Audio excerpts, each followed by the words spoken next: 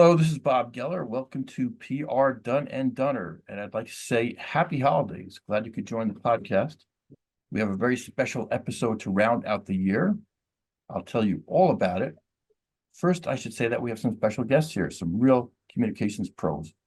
People I'm happy to call my colleagues at Fusion PR, folks I've worked with for a long, long time. One should need no introduction, as he sometimes hosts a podcast.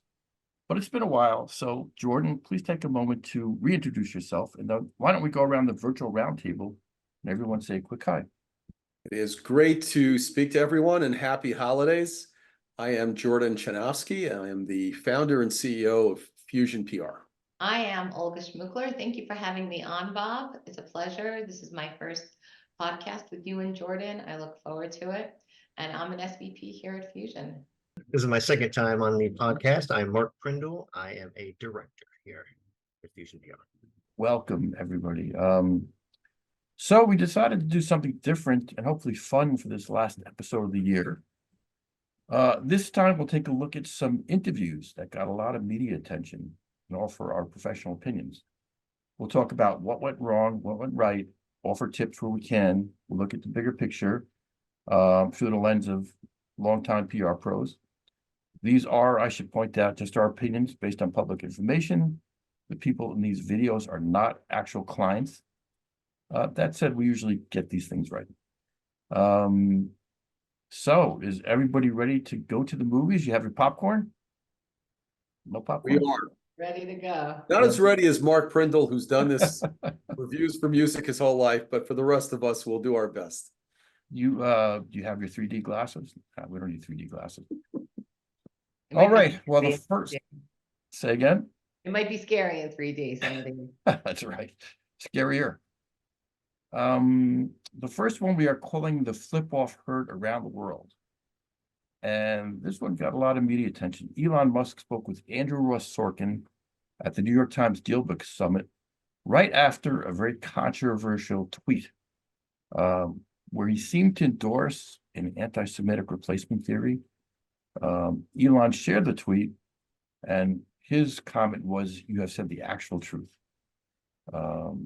So the interview covered this topic, many other things, over 90 minutes. At one point, Elon said to fling advertisers, well, you'll hear for yourself, but let me cue that up. So I will certainly not pander. And Jonathan, like, the only reason I'm here is because you are a friend. Like, what was my speaking fee? So you're not making any. First of all, I'm Andrew, but Yeah, sorry. it's okay. Second of all, we've known each other for a very long time. Yes. And Listen,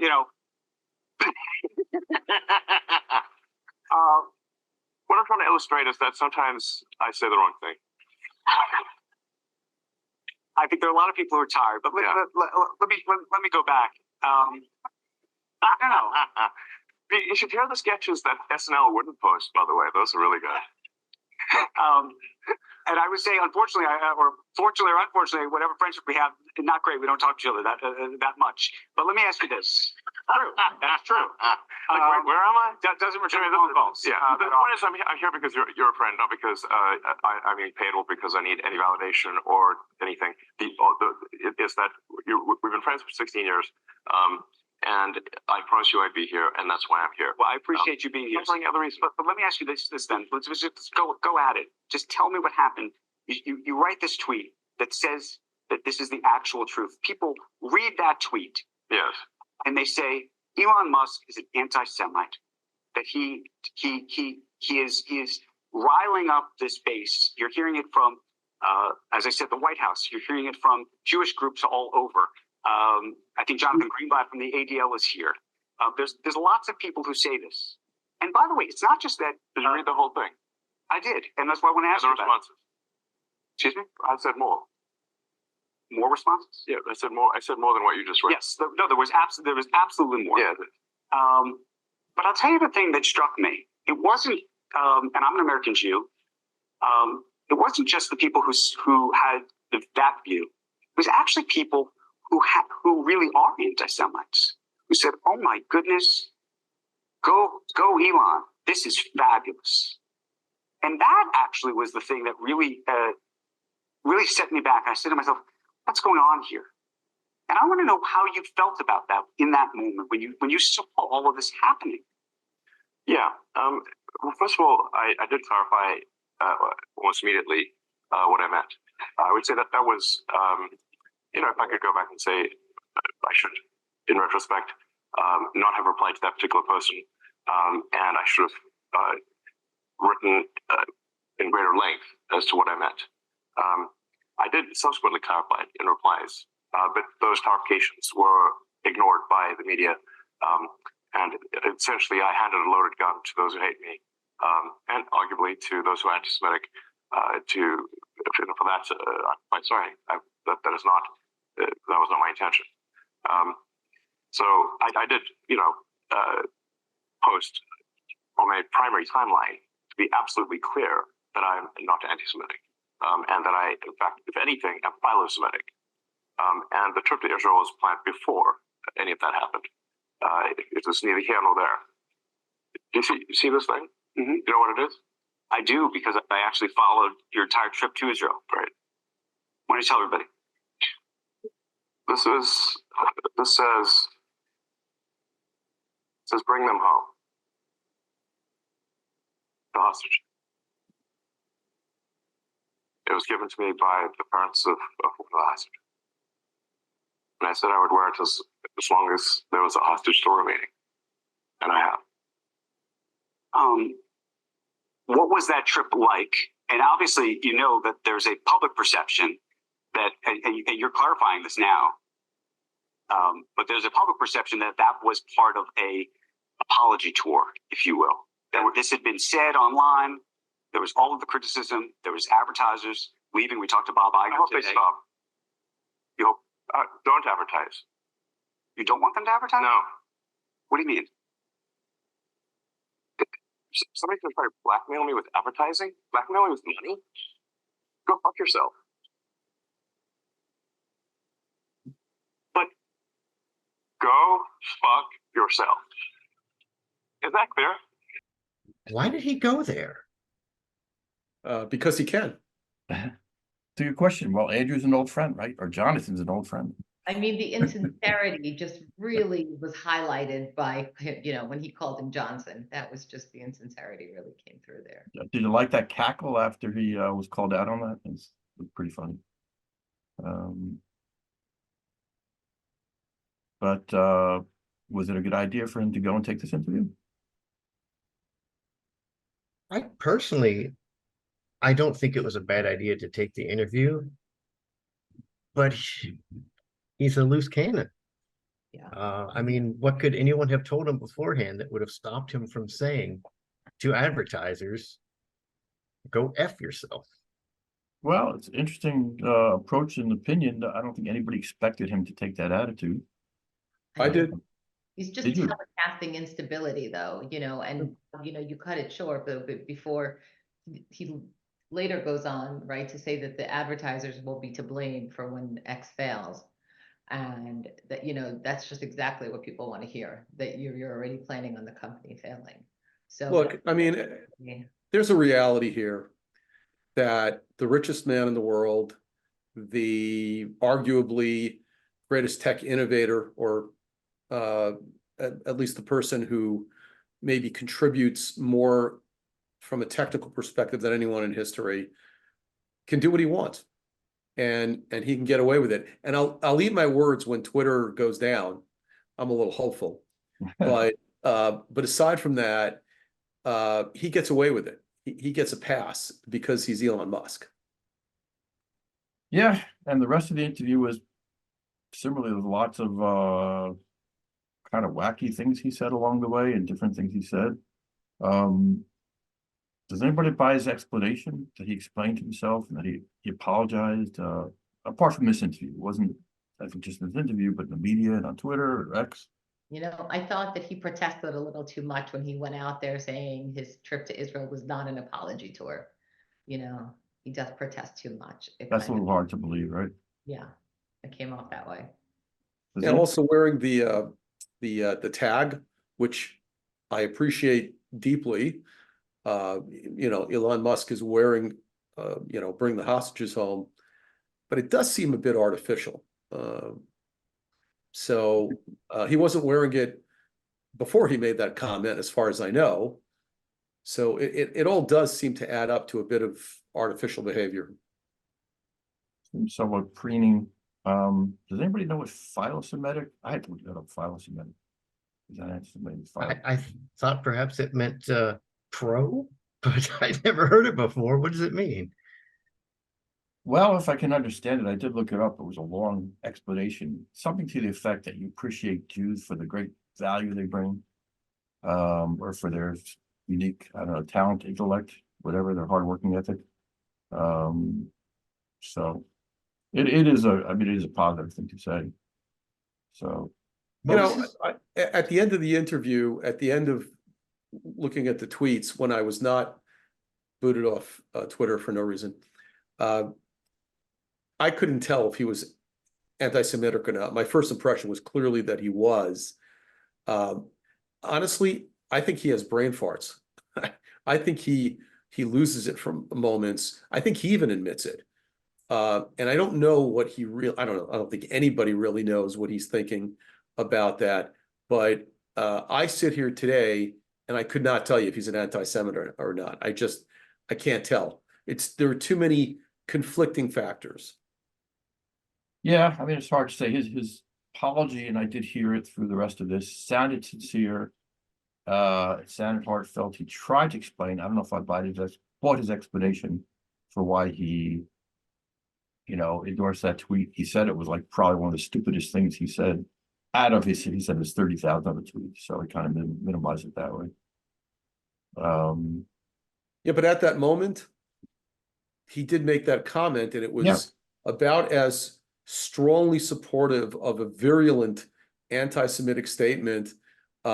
He gets, I have to imagine, I don't know the number, 1 million tweets to him a day, something like that. He pulled that out. Why? Yeah, I don't know. I mean, there's a saying, when somebody tells you who they are, believe them. And actions speak louder than words. I mean, he can apologize as much as he wants. Isn't this the same person who just let Alex Jones back on his platform? I think on the same day as the Sandy Hook shooting, the anniversary of that. Jordan, Alex Jones is allowed back on, but you're not. How about that? You're not allowed, Jordan? What happened? I was booted off for no reason. I can assure you that I'm embarrassed to say I barely tweet. When I do, it's about some self-serving award, something like that. And I was booted off and given a note saying they will not entertain any reason that I provide to them. So either my account was hacked, which is possible, and somebody said some nasty things, or their AI and their staff is not working well. Or you were being virulently philosemitic. And by the way, this is going to help your case being in this podcast. This is really going to help you get back on. Maybe you got to pay to get that. I think I probably lost that opportunity when I told them that they were probably biased or prejudiced in some way. I don't think that went over too well either. Anyway, anything anyone else has to say about this one before we move on to the next, or should we go on to the next? Are you going on to more of this interview? No, this is pretty much covers it, I think. That was the highlight or the low light. But is there did you have a chance to watch more of it? Is there anything else you wanted to comment on it? I just that the go F yourself thing was just so childish. I know he can do whatever he wants, but come on. Well, I think he was saying what every CEO or every owner wants to say when they're put into a corner, but only Musk can say it and get away with it. It is, it's degrading, it's trashy. He was angry. He felt that people pulled too much money too quickly. And I strongly support the advertisers that pulled from Twitter at that time. There was every reason to do it.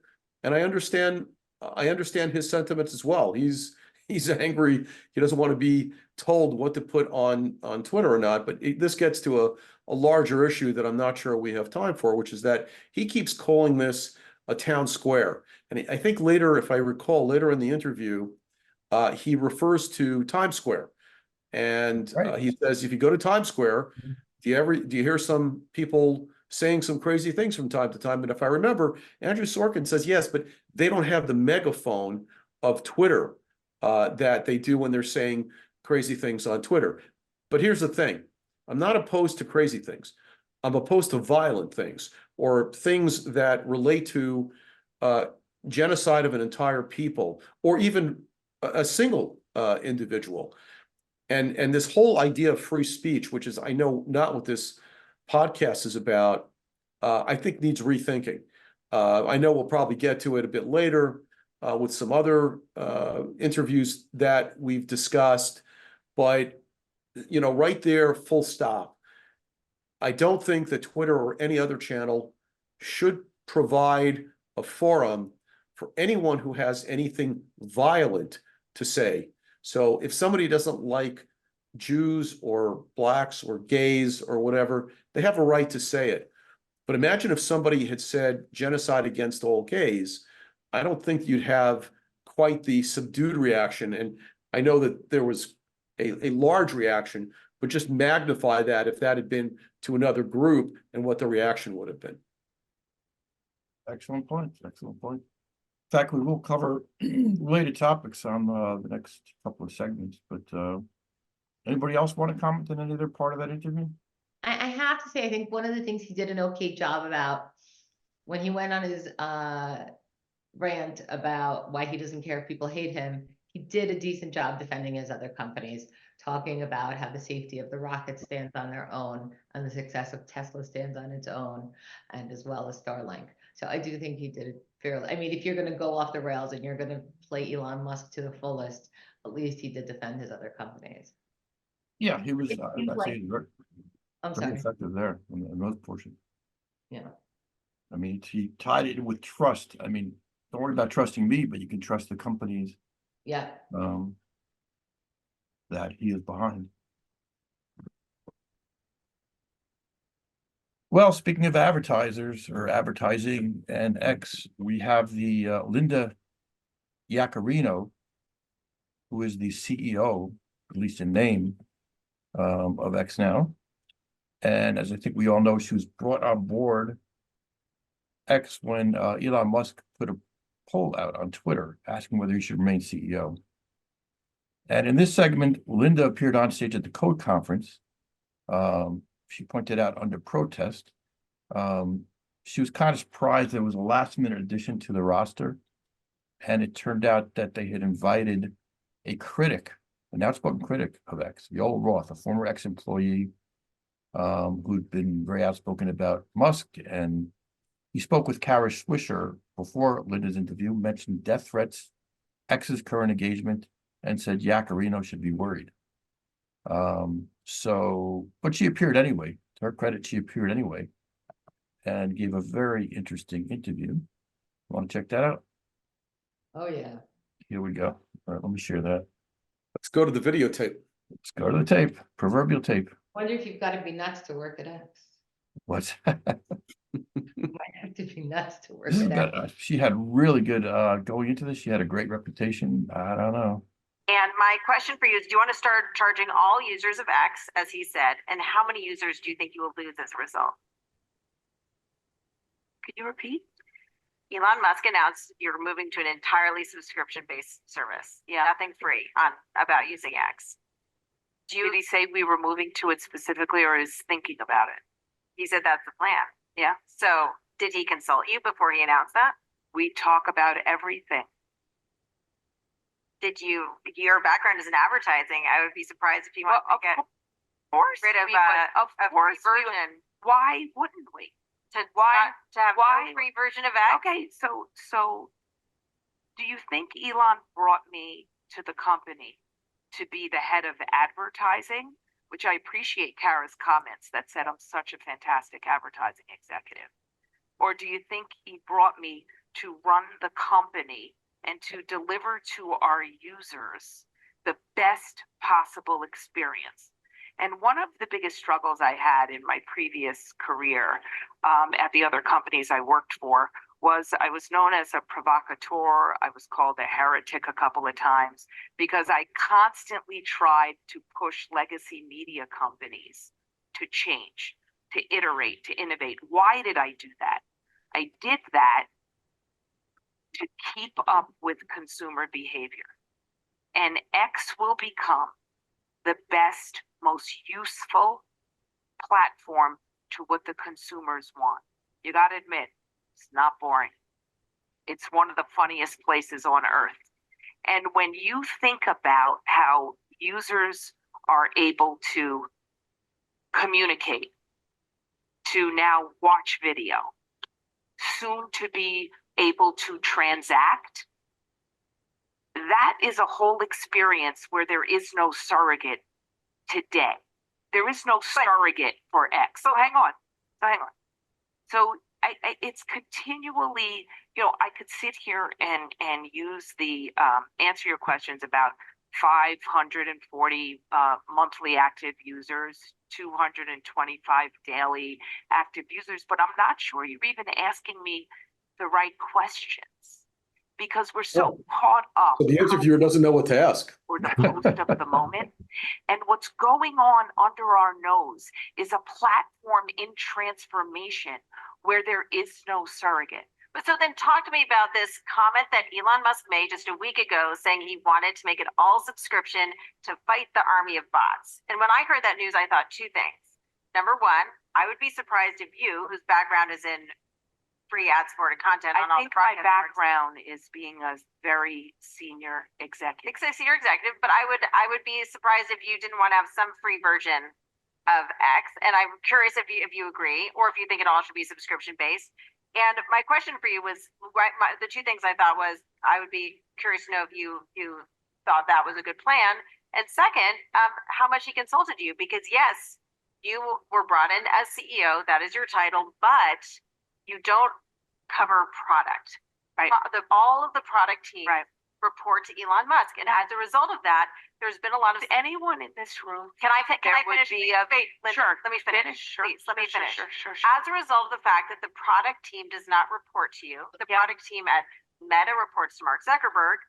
Because the product team does not report to you, there has been speculation that you are in more of a COO role or a SIBO role, a CEO in name only role. You know what's funny is that we talk about that a lot at X. As you know, it's a very flat organization and the teams are very empowered to perform at their highest levels.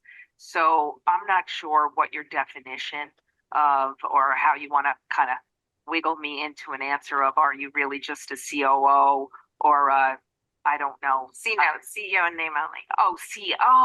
Okay. Yeah. Not nice. But that being said, I think what Elon and I talk about a lot, number one, always starts with the user experience. And that has to be primary. But I want to go back to your, he runs product, he runs technology, he leads a team of exceptionally talented engineers. And who's kidding who? I don't care what the structure is at Meta, but who wouldn't want Elon Musk sitting by their side running product? I see a show of hands. So, what'd you think? Awful. Yeah, go ahead, Mark. Oh, Olga, you're on mute. She sounds so, first of all, insincere. Secondly, she sounds like she doesn't know what's going on at the company. And everything out of her mouth just sounds like BS. I mean, the question about, just answer the question, is it going to be pay only? Well, what's important is the user experience. We're in transition. We're going to be the greatest. Just answer the question. It's a bunch of words, a bunch of disjointed words and like talking around things. And I thought the energy and the body language was just dismissive and arrogant. Arrogance, yes. Yeah. It was just not hitting the right tone. Look, this is the kind of interview that is a PR critic's dream. I mean, it was a disaster on so many different levels. I'm not sure that I can even remember all the different levels. But her body language was, by the way, besides arrogant, was completely defensive. If she was caught by surprise because Musk decided to make some announcement, I don't hold her responsible for it. But I mean, literally, like, can you repeat the question? Because I don't know what you're talking about. It's actually funny. It's so uncomfortable. It's funny. Her responses were disjointed. We used the word arrogance already. The entirety of it was a disaster, to the point where if I was an investor, if Twitter, or sorry, X was public, I as an investor, I would pull back from it. I mean, that interview leaves me feeling far less secure about X than I would have felt before it. Right, but if there was some announcement about a subscription service, shouldn't she? I don't know, shouldn't she know about that? Yeah, she should. But if she's a CNO, which is actually the first time I've heard that, then I don't know, maybe not. And the question about Elon Musk handling product and her reaction, wouldn't you want Musk, sitting next to you doing product? Well, couldn't someone ask? Wouldn't want anyone having Elon Musk there to run the company? I mean, he's done a pretty good job of it with some other companies, so maybe she's not needed at all. That's kind of the thing that went through my head. Well, it's funny to say, if you're a lawyer, you're doing a cross-examination, you don't ask a question unless you know what the answer is going to be. And she asked, must have been the wrong question, because everybody raised their hand and cracked up.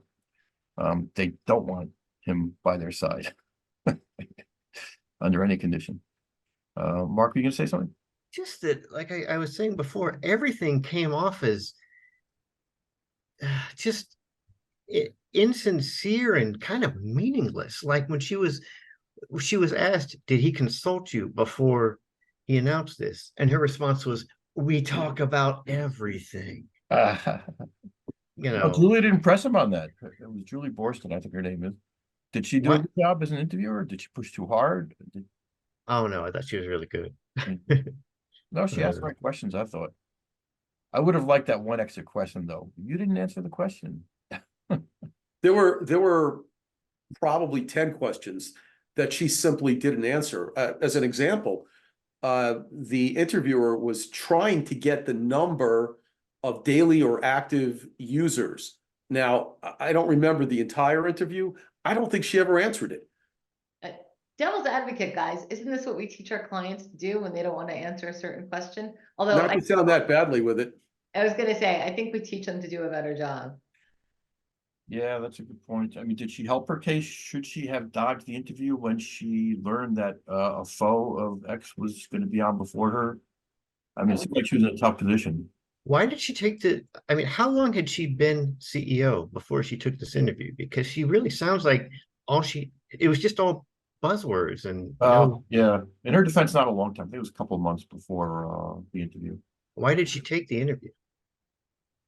I don't know. Why does anybody do a big panel at a big show? I mean, well, usually they're a bit more prepared. Yeah. So either she didn't have a good comms team behind her, or she didn't listen to them, because she clearly did not seem ready for this interview. I want to pick up on something that Olga said, which I think was appropriate, which is we are supposed to teach our clients not necessarily to always answer the question that they're asked.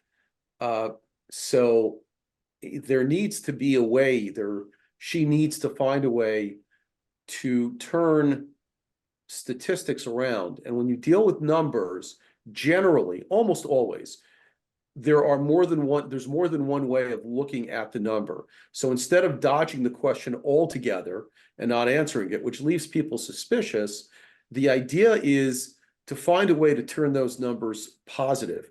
and she threw some numbers around, whether it's 548 or 248, or it was if it's meaningless. Doesn't matter how many active users we have. Doesn't matter how many people are tweeting.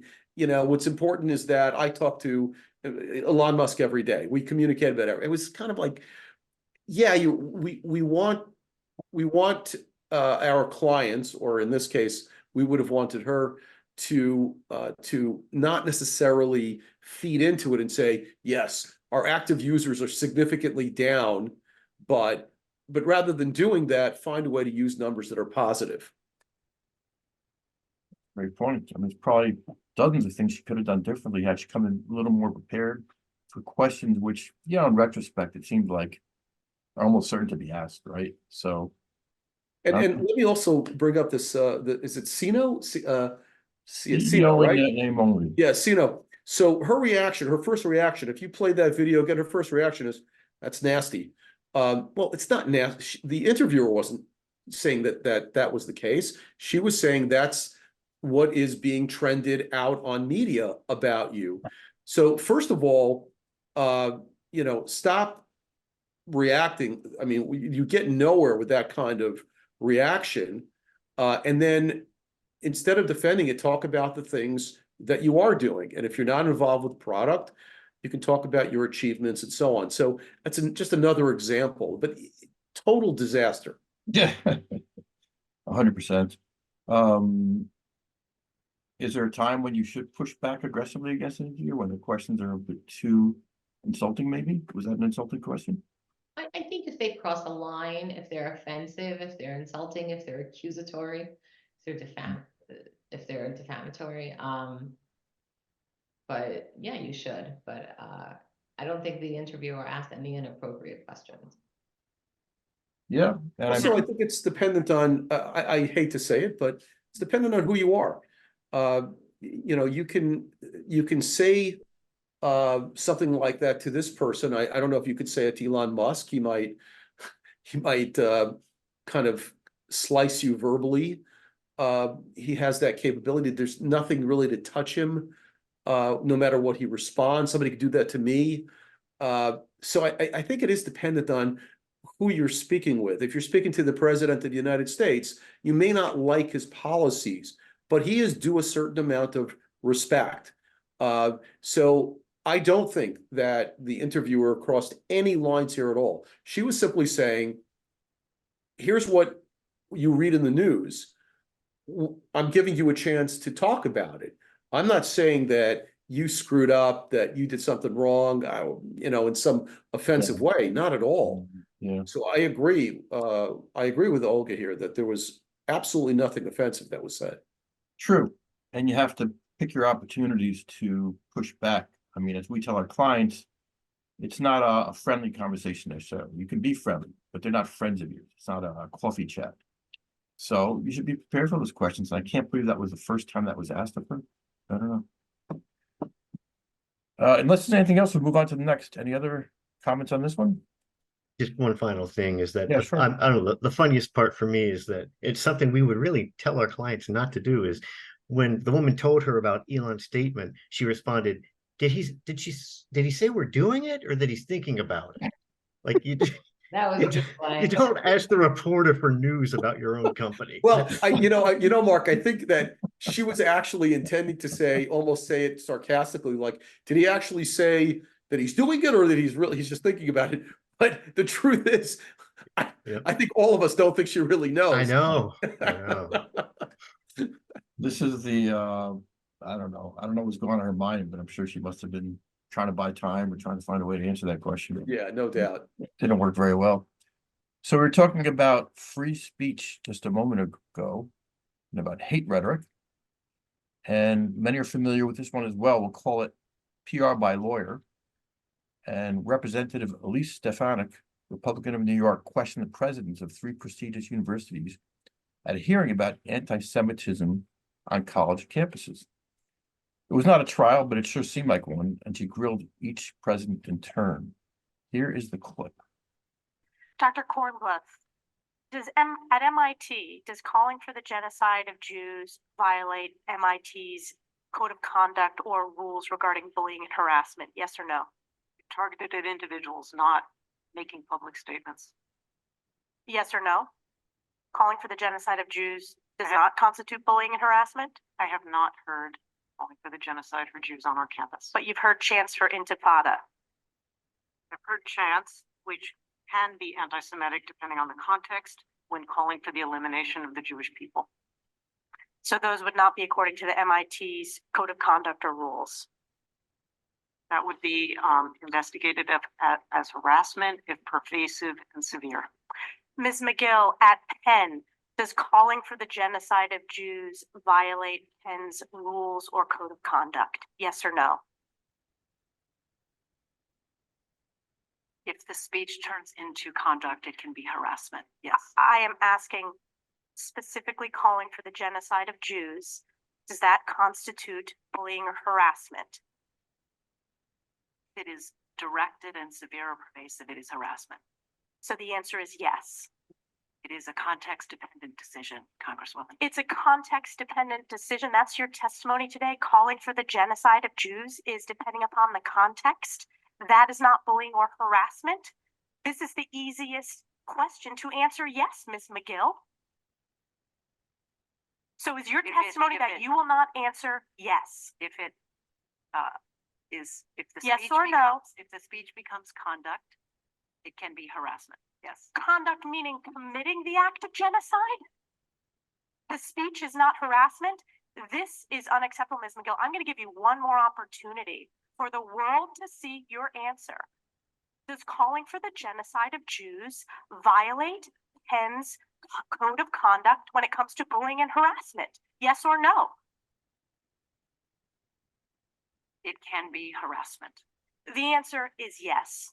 And Dr. Gay, at Harvard, does calling for the genocide of Jews violate Harvard's rules of bullying and harassment? Yes or no? It can be, depending on the context. What's the context? Targeted as an individual, at an individual. It's targeted at Jewish students, Jewish individuals. Do you understand your testimony is dehumanizing them? Do you understand that dehumanization is part of anti-Semitism? I will ask you one more time. Does calling for the genocide of Jews violate Harvard's rules of bullying and harassment? Yes or no? Anti-Semitic rhetoric. And is it anti-Semitic rhetoric?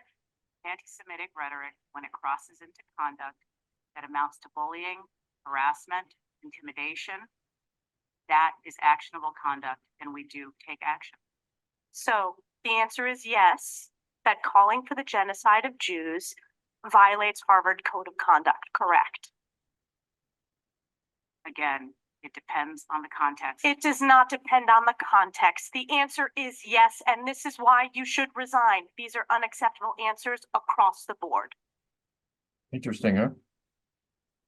Well, Yeah. I can say with great confidence that was one of the most disturbing interviews I've ever watched. And I did watch this one, I watched in full.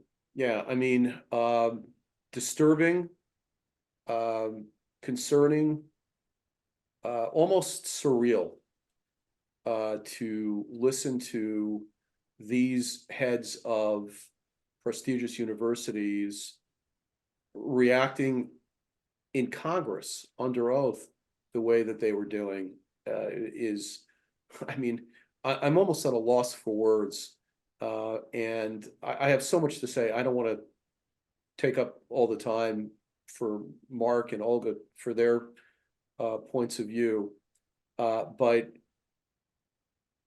this kind of testimony, I'm sure if we wanted to, we could find some analogy historically to the beginning of murders of Jews, of violence against Jews.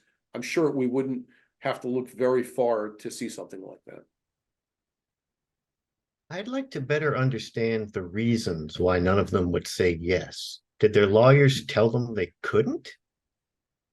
The reason is that they would be culpable, liable if they said yes, because the rallies that the Palestinians and pro-Palestinian marchers were using the slogans that they were using were genocidal against Jews, from the river to the sea, and calling for intifada and so on. If they said that that was bullying and harassment and considered genocide, and they hadn't done anything about it, they would be liable. Yeah, I don't think it's Okay. an interview issue. I think it's a systematic problem. I think it's an individual human problem here. I don't think it's an interview issue. I think they were probably guided to say it this way. And like Jordan said, it's a CYA thing that they thought. Got you. Okay.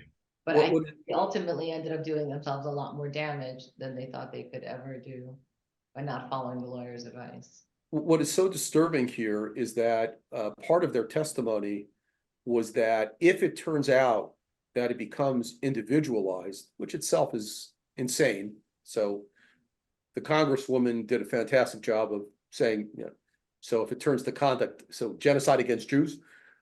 So they tried to back off by saying if it's individualized. Well, guess what? It was. There were Jewish students that were targeted. If you have a rally of 100 violent, screaming pro-Palestinians not letting you into class, that's individualized. So the whole thing is bunk anyhow, because nothing they said made any sense. And what they did with their testimony is to say it's okay to at least scream violence against Jews, to yell genocide against Jews, and implicitly that's allowing for the act itself. Now, they did say that the act would be bullying, but isn't it too far at that point? I don't know. I mean, I never thought I'd be finding myself agreeing with Elise Stefanik. Just a crazy thing. I mean, first of all, somewhere else in that session, Elise pointed out that Harvard has like one of the worst records of violence, you know, anti-Semitism. Would their answer be the same if it was the question was about other marginalized groups? Well, this is what I brought up earlier. You know, could you imagine if there were masses of people carrying anti-LGBTQ flags around the campus, not letting LGBTQ people come into classrooms? The country would collapse. It would implode over this. One thing, and as a Jewish person, I can say is that when anti-Semitism gets to a point where it gets violent, it doesn't matter if you're Reform or Orthodox or Hasidic or anything else, we all suddenly become Jews and targets. And I think the reason that you're getting major hedge fund people, major company CEOs, both, by the way, Jewish and non-Jewish, supporters of Jewish leaders, saying that it's time for these people to resign, pulling back their money, is because they all realize what happens when you allow this kind of rhetoric to be promoted. And this is not an Elon Musk conversation with some crazy person is talking about this on Twitter. These are the heads of Harvard, MIT, and Penn. They're supposed to be credible leaders. They're supposed to be intellectual leaders. If they're saying this, there's no line of defense after that. I mean, at a minimum, even if they had to answer certain things in certain ways to avoid liability, just the manner that they answered, they were so, each one of them was so smug and The smiling. second one, especially. The second one really seemed to me like, I'm not going to accuse her of anything, but if one of the three were an actual anti-Semite, she sure came across that way. I thought that way about the Harvard dean. Which one was she? She was the last one to be interviewed. Oh, okay. And she had all, you know, it was clear that they all colluded beforehand in terms of what they were going to, what their position was going to be to remain consistent, this whole contextual kind of thing. And, you know, when you start to put genocide into context, you have a problem. We have a problem. 100%. And by the way, I will add that I know many students who attend those colleges and universities, and some of them will not go back to campus. They're doing remote classes because they're afraid. Others are calling their parents and talking about the fear. So I just want to make the point that if these people think that it hasn't already become bullying, they're blind or they're simply blatant anti-Semites. And by the way, the fact that I think 2 of them are still in office is embarrassing. Yep. All right. On that cheerful note, we'll go on to the next one. And this one, actually, the tone is different. I think the earlier ones kind of fall more into the theme of interviews that went off the rails. This one is a little calmer and maybe gives us a look at an executive who got it right as far as a tough interview and their messaging and the way they conducted themselves in the interview.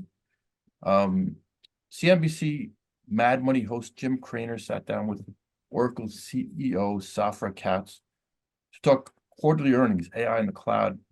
And it was right after Oracle had announced their Q1 financial results. And Jim put her on the defensive regarding some of the numbers. So we'll take a quick look at that. Well, Saffra, I think there was some disappointment in the way that Cerner's accounted for. I know that you had to go that radically because obviously it's not a licensed business. I know Cerner is a robust business. I have to believe that you're winning some big contracts, and yet people keep saying that they spent $28 billion and they got very little in return. Can you explain to people why Cerner can pay off? Cerner for us is an opening for us to bring healthcare, which is an enormous market, into the 21st century. And the Cerner we bought is still the international leader in electronic health records. But what we need to do is both use all that data and help hospital systems and countries move all of that data to use AI and actually help save lives. So instead of the decades spent by doctors making sure billing codes are correct and administrative things are done, yes, assume that's true, and we'll continue to do that. But imagine helping save lives. And that is really where this is going. In fact, this market is so enormous that, as Larry mentioned on the call, we've been chosen for $2 billion contracts in just the first few weeks of the quarter. Again, for $1 billion contracts to bring healthcare to the 21st century. And we have really unlimited capabilities in that area. So yes, we don't recognize a lot of that revenue up front, but over time, that's where the big payoff is. Remember, we didn't want to leave Cerner just as it was. We wanted to modernize it. And we're doing that with all the technology that we have to do it. I wish people had understood that on the call. I think that was a much more succinct way than the analysts have described it. So we'll focus on the question and answer about Cerner. And I guess Cerner is a big healthcare company that they acquired. And Jim Cramer had asked her about that, the fact that it isn't generating revenue as quickly as they'd hoped. What does everybody think?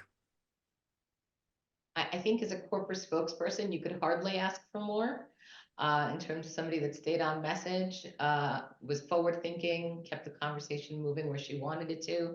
The only thing you could really ask for is some natural ease and charisma. You could tell that it was obviously very highly scripted, highly trained, but I'll take that corporate spokesperson any day. Sure. Well, I'm kind of proud previous because, one. You were saying, Jordan? I'm kind of proud because Cerner was a previous Fusion client. So that's, I'll throw that in. We must have done something right. There you go. But in addition to that, the only thing that I would have recommended to her, had I been advising her prior to the interview, was to explain the EHR, the electronic health record or electronic patient record, what that means for individuals a little bit more. Most people who are watching Jim Cramer they're not necessarily all technical experts or medical experts. So I think a bit of explanation. So winning these $1 billion contracts is obviously massive and great to bring up. I just think helping people to understand what that means for a patient that has some ambulatory issue on the street, and EMS comes and has no idea who the person is. How does that help them? Person goes to see a doctor, their local doctor.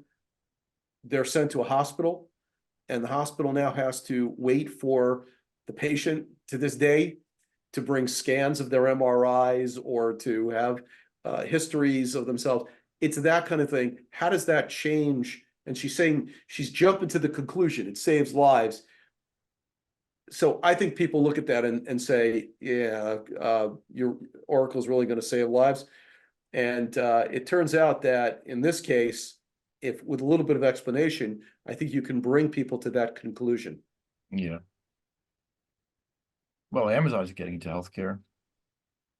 I think everybody, all the major companies are doing it. There's so much money to be made in it, but if you can reduce medical debt, I could make an argument that saves lives also. If you develop better MRI machines, I can make an argument that saves lives.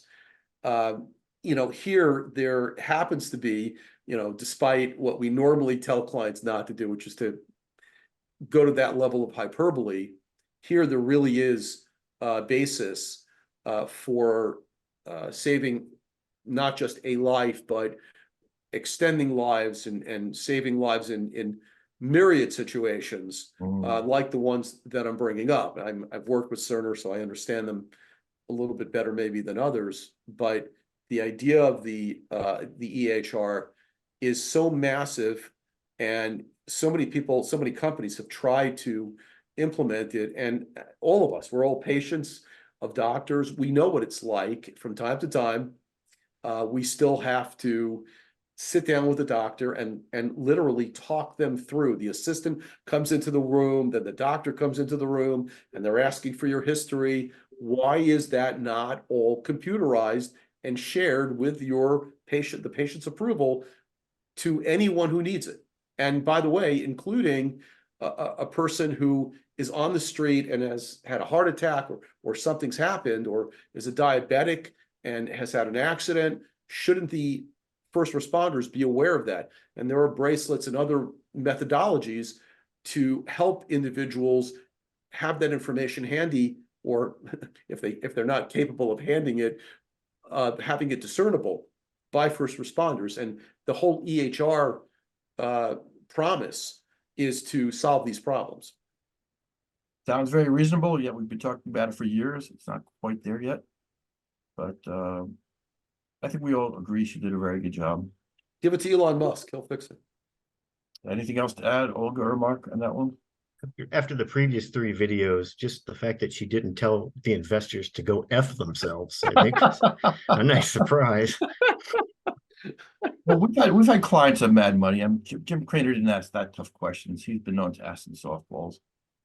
Yeah, but it's nice though at the end when he said, "Well, I wish they'd explained that on the call." Yeah, exactly. He was, being complimentary toward her.